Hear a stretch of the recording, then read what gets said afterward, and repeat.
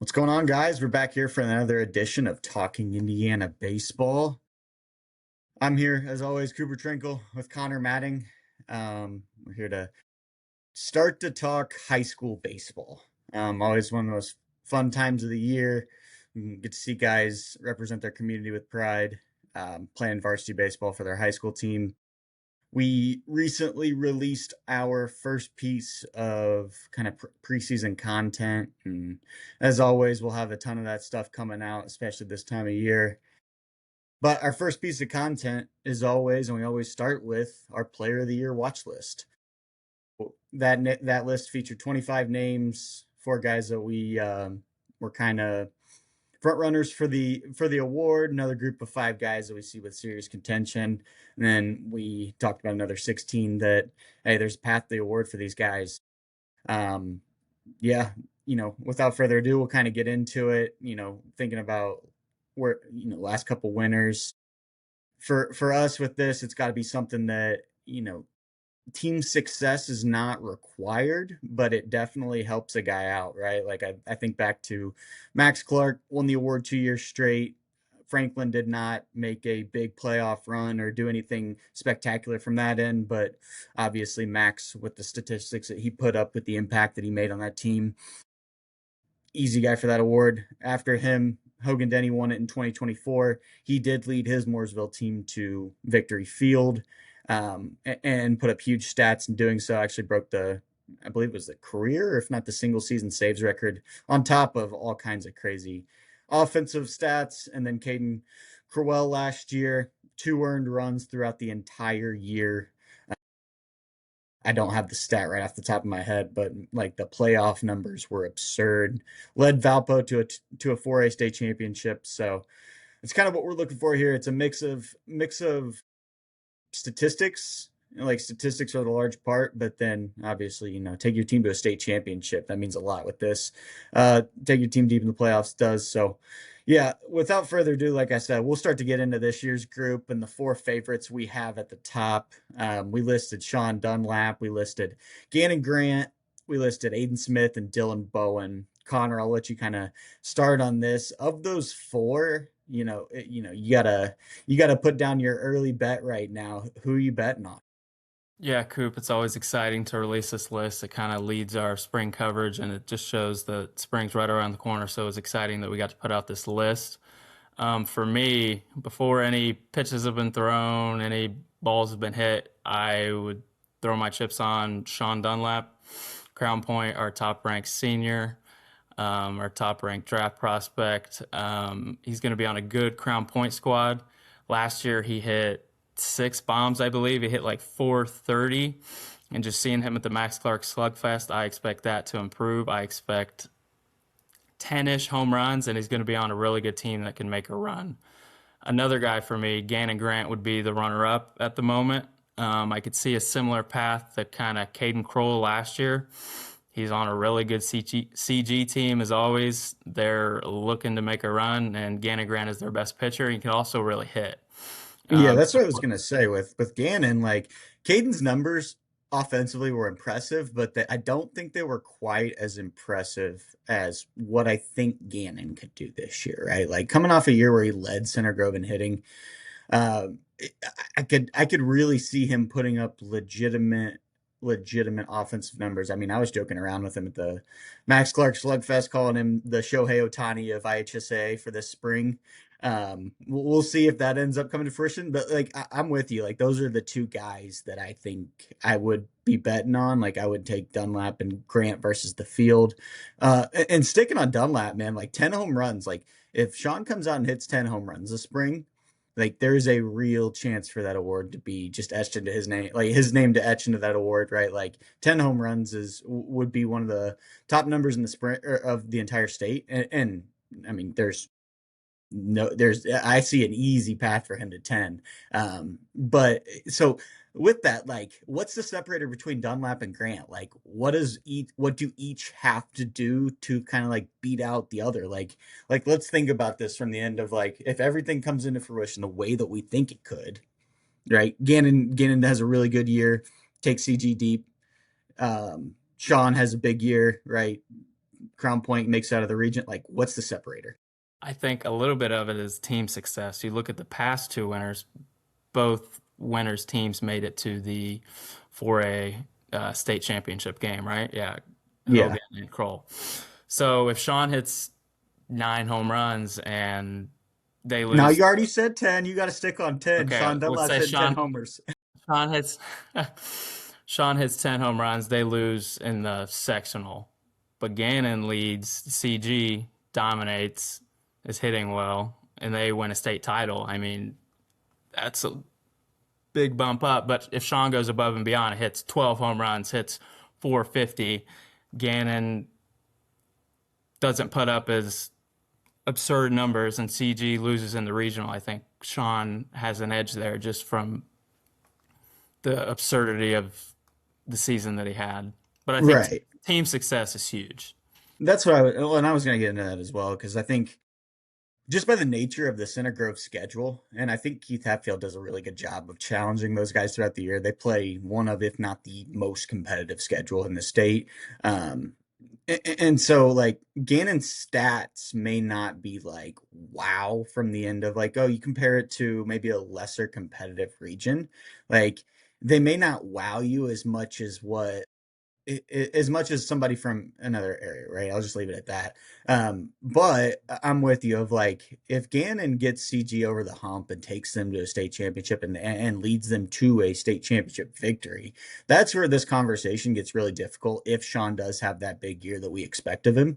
Just from the end of like, that state championship, that's a gauntlet of a task, and frankly, for CG, if they're gonna do it, like Gannon's gonna be a giant factor in doing so, right? One of the best hitters on the team, the ace of the team. He's gonna have to throw multiple gems throughout the playoffs to get that thing done.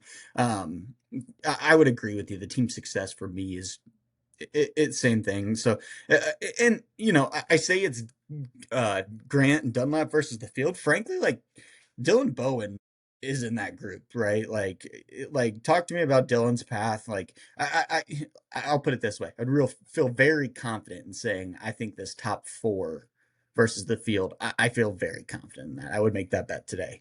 But what is Dylan's path to this award?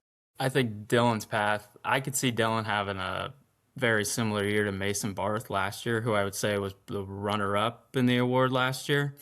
Just a big spring. His team won the 3A state title with Andrean. I could see Dylan Bowen.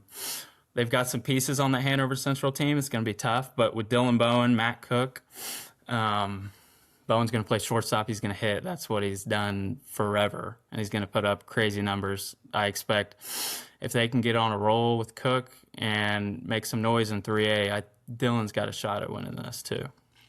Yeah, for sure. I mean, I think a 450, 500 batting average with a bunch of extra base hits and a bunch of stolen bases is almost to me like he's a shoe in for those type stats this year. I almost go the same thing with Gannon of like, the numbers are going to be really good. It's like, can him and Cook and Creasbaum, Siska, those guys, can they get past the 59ers and Andrean? Like, I think that's going to be another thing that plays into this of like, yeah, you look at these four and, maybe if things don't go Crown Point's way or, CG runs into a buzzsaw somewhere and Dylan's up in the region just posting crazy numbers and he gets Hanover Central past Dave Pisker and the 59ers. I mean, like that's a real path for him, and I think that's something that's very possible as well. Again, same with Aiden Smith. Like if you look at the numbers put up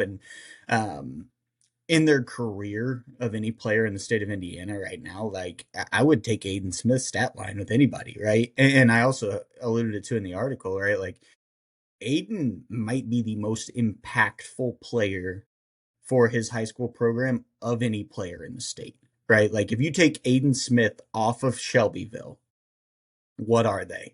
Right. And that's nothing to discredit with the guys that they have around him, but that's more to lift up the player that is Aiden Smith and the abilities that he has all over the field, right? Like he's a game changer, especially at the varsity level. On the mound, obviously, right handed arm, been up to 93, super feel. absurd. It's over 200 career strikeouts already. I know that off the top of my head. But the offensive numbers are just as impactful as well. I want to say it's like, like 30 some extra base hits in his career, and a guy that in that conference is the best hitter. Frankly, he might be the best hitter in the southwest or southeast corner of the state. I don't know right off the top of my head. I can't think of anybody, but um, I don't know if you have anybody to go get. But again, like it just speaks to, like, obviously he's going to Kentucky as a right-handed pitcher. If Aiden wanted to, he could have been a power forward type outfielder as well. Like he is that good as a hitter. So that's another one for me of like, the team success. We'll see, because they're in a really, really tough sectional. But like I could see a path to the award for Aiden just by him just blowing up the stat line, right? Like, um, so I don't know. That's kind of the top four for me. Definitely guys that I think are have that clear path. We start to get into some of those contenders in that next group. Who's your favorite of that next group of let's see, it's Rob Zarnicki, Sammy Swank, Hudson Devon, Aiden Reynolds, Beckett Doan. Convince me one of those five should be in that tier of frontline guys. For me, it's got to be Rob Zarnicki. Last year, he dealt with some injuries, didn't play the whole year, didn't really get going like he did. But 2 years ago, as a sophomore, Rob Zarnicki put up absurd numbers in a good conference. He hit 489, had 7 home runs, 10 doubles, and 5 triples as a sophomore. And he also put up absurd pitching stats. And he's playing with Troy Barrett, one of my favorite lefties in the class. We love Troy Barrett. So I think they can make a little noise too. But just seeing what he did 2 years ago, now he's fully healthy, got a year removed from that. I think Rob Zarnicki can really make some noise. Yeah, I would agree. I mean, like if he gets back to sophomore year form, especially what he can do on both sides, like I don't know if pitching is if he's going to pitch this year, but he went undefeated as a sophomore with like a He sub went 130. 28 innings, only gave up 3 earned runs, struck out 45. Right. So like that's another thing I think factors in. And I mean, I think of anybody here, like he's got a chance to play spoiler on Sean Dunlap and the Crown Point group, right? Like him and Troy specifically, if they're to knock off those guys and the stats for Rob come with it, like, yeah, that's his path, right? And I'm in agreement there. He's probably my favorite amongst that group. Um, I look at like kind of the Noblesville guys and Aiden and Beckett, right? Like that's going to be a thing where, they get out of sectional A, they win the HCC, they continue to make a deep run there. Like I could see whoever is kind of the hot hand or whoever has the better year come in there. The other two, it makes it a little bit more difficult because they're only pitchers, right? To say it's not fair, there's some basis to that to an extent, but it's more about the impact that they bring, right? So like, I think Hudson Devon, he's gone undefeated in his high school career, 13-0, but he's a guy that, they're going to run into Center Grove in sectional. If he's to beat them there and he is to take Mopai deep, I think that's his path. And in a similar light for Swank, against, Harrison seems to be the favorite in Lafayette in the early preseason talks. If he's able to kind of mitigate that, beat them in sectionals, take that McCutcheon team on a deep run, that's definitely his path. But definitely a little bit different where, it does seem, especially for the three of the four guys or two of the four guys at the top, right? Like we're talking two-way or pitchers that are also two ways. The other two, right? And Sean, Dylan, they're on the field every single day, making a high level impact. So that impact is able to be felt a little bit more. I don't know if we need to come up with a Cy Young award here within the state of Indiana, but these two guys would definitely be in contention for that. I mean, talk about front runners, and definitely those two as well. But yeah, so again, like I think all roads keep leading back to like, man, those 3 or 4 guys at the top, they really, really have a clear path to this. And that's where I've kind of like, if I was a betting man, I'd have to push in. That's where I'd go on it. But we also did go a little bit deeper on this because, the nature of baseball, you never know what's going to happen, right? Like, I last year when we did our preseason favorites, right? I think we had, Kroll was one of the top guys we had in there. Barth was one of the top guys we had in there. I would say Matt Fisher was was in the mix for us. They kind of had an early exit, and so that's kind of where it went to Barth and Caden as far as like the two favorites. But we always want to leave, hey, there is a path, there is a chance for this to happen. So we named 16 guys in there that we saw that path for.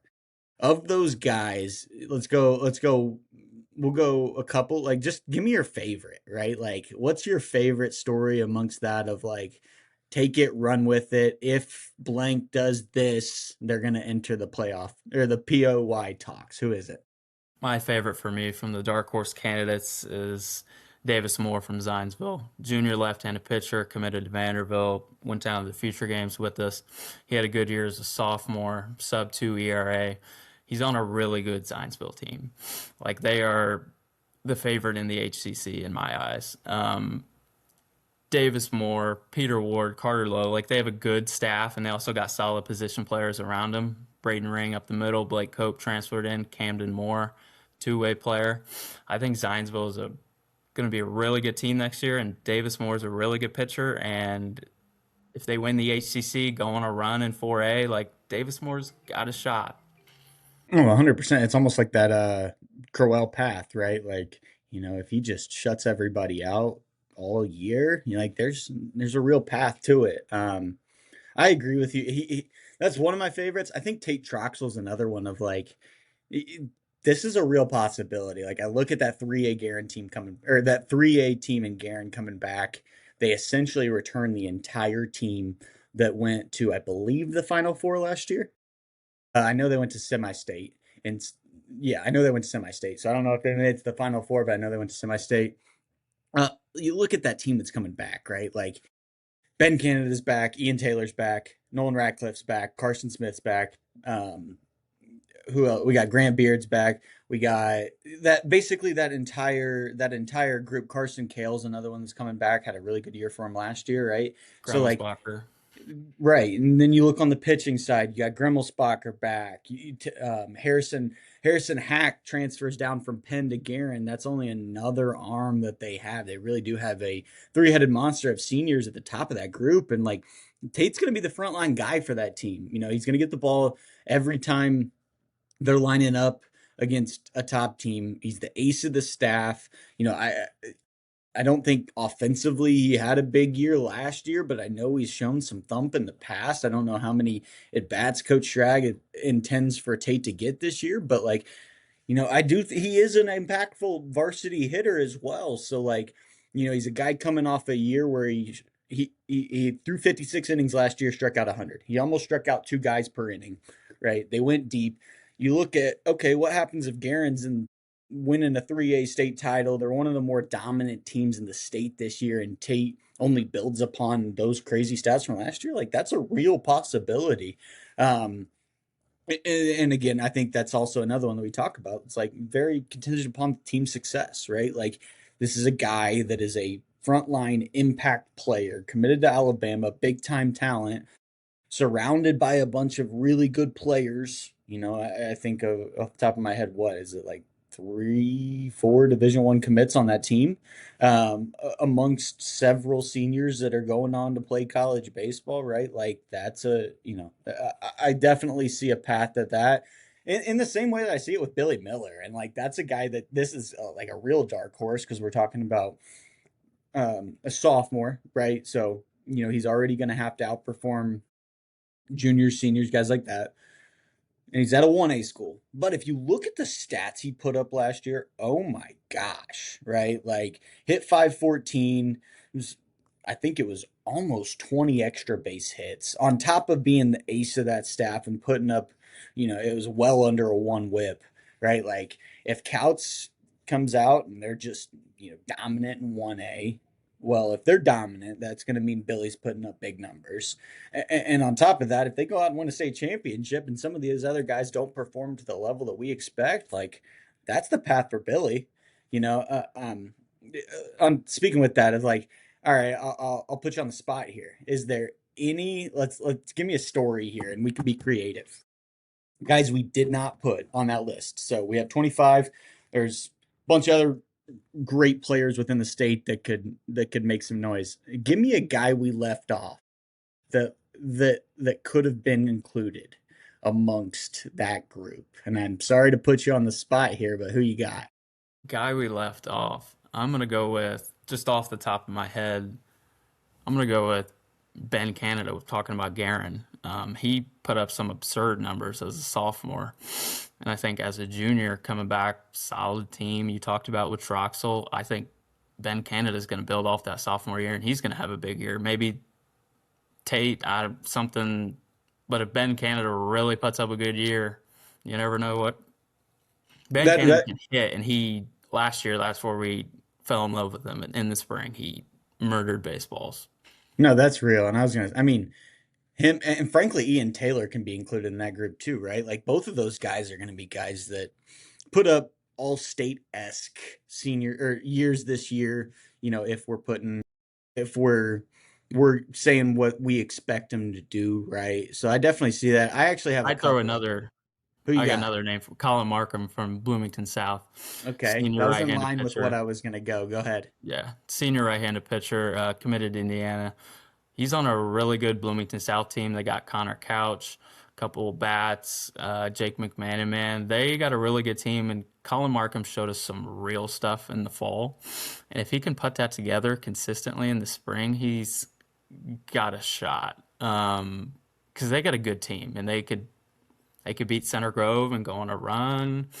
And if Colin Right. Markham's throwing well, And that played perfect into what I was going to go. I was going to go two different ways on this, and it wasn't going to be one player in specific, but I was going to go with like a group. Like the first one I was going to talk about was the Bloomington South pitching staff, right? Like that's a group that returns four seniors that man, like I don't know if there's another team in the state of Indiana with four senior arms with as much experience as the group that Phil Klusner will be able to turn to this year, right? Obviously, Markham's the highest touted of the group. He's a guy that I think has a real shot of grabbing some draft helium this spring, right? Like young for class, projectable as they come, athletic, up to 93, banger breaking ball, flashed like a real changeup this fall. If he puts it all together, right, he is the most talented of the group.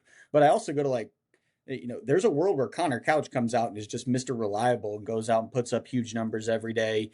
You think Xavier Hemingway, Amos Ewert, like those are guys that are going to be complementary to those two that will only enhance both of their abilities. So it's like, I'm with you. They beat Center Grove, they go on a run, they got a chance to win a 4A state title.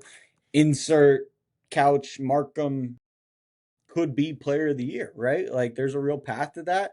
My other one I was going to go to is a little bit more of a, if this comes to fruition the way that we think, it could be a real possibility. I'm going to go a sophomore from Evansville. Okay. And when I go there, I leave myself with a couple different options, but it's like, first and foremost, I'm going to go Cole Braden from Modern Day, right? They went to the state championship in 2A last year. I know Max Miller, who is a senior committed to Oakland City, will be a big factor in that pitching staff. But if Mater Day is going to be the team that we expect them to be this year, like Cole Braden's going to have a huge impact. And also, I think of that of like now he's another year older, right? We do see, from in my opinion, we see the biggest jump, both physically and from a play perspective, from the freshman and sophomore year. Cole Breeden showed, you think back to the summer, it was like 86, 89. Like he makes another little jump. Now we're talking guy coming out at 88, 91, 88, 92, pitching the way he does. Like he leads them to a state championship. Like he's got an argument as much as like his teammate Dylan Murphy, number one player in the class, transfers in there. Like there's a real path to Dylan Murphy going and putting up, as good of offensive stats as anybody in the state and helping that group to a state championship. And, if we're talking about who was the most productive of these guys last year, it was Spencer Schiff, right? Like Spencer Schiff made a huge impact to that Modern Day team as a sophomore. And, again, in line with talking about team success, that Modern Day team goes deep and Spencer Schiff does what he does and just hits. Like there's a path. And that's not the last one, right? Like I'm booking trips to Evansville this spring to see sophomores. Ty Pole's got a chance to take the Evansville North Huskies back to Victory Field, right? And with that, I will preface that with, I mean, AJ Baggett's another one that could be thrown into this, but he doesn't fit into my sophomore. So, sorry, AJ. But again, Ty Pohl is a guy I expect to come out and be one of the top arms in Evansville, regardless of class this spring. Sophomore lefty, we're super excited about. I could see him having some impact on the offense, but really what he's going to do to that pitching staff, I think it is going to be tremendous this spring. You think about what they did last year, made a run to the state championship, knocked off CG in the Final Four. If they're going to do that again, Ty Pohl's got to have a huge year. He's got to replace what Braden Perry did, what Connor Watson did, what Kellen English did. So, and like I said, Baggett's going to have a big role in doing so as well. But again, there is a world where a sophomore from Evansville takes Indiana by storm this spring and throws their name into the Play of the Year talks. So those were kind of my two fun ones. I don't know if, as I was rambling, you thought, for us, man, we can't wait to get back out on the road, start watching some of these guys compete. Before that, they're going to be making stops at our preseason IDs, at our preseason all states, what have you. We'll get a little glimpse at, who's gotten into the offseason and who's really taken it by storm and who's gotten better, right? Because that's all of this is about, is right. Like, we have an idea, but there's somebody out there that has been grinding in the shadows that is about to take the state by storm this spring and make a name for themselves. So we can't wait to see who those guys are. Like I kind of introed at the beginning, this is just the beginning of our content. It's something that our team loves, right? Like putting out previews, all region teams, all state teams, and of course the team rankings that will come a little bit closer to the spring. We can't wait to kind of talk on those. I know for me in specific, I can't wait to get in here and talk of our 4A ranking, go team by team, break them down, do all that stuff. So that's what's coming up the pipeline for us. A little bit shorter episode today, but that's kind of our POY watch list, kind of some of me and Connor's favorites, and looking at some possibilities, right? So we can't wait to see it. We can't wait to watch them. For us here at Prep Baseball Indiana, that's our Player of the Year watch list intro. So like I said, stay tuned for more to come. But that's all we got for today.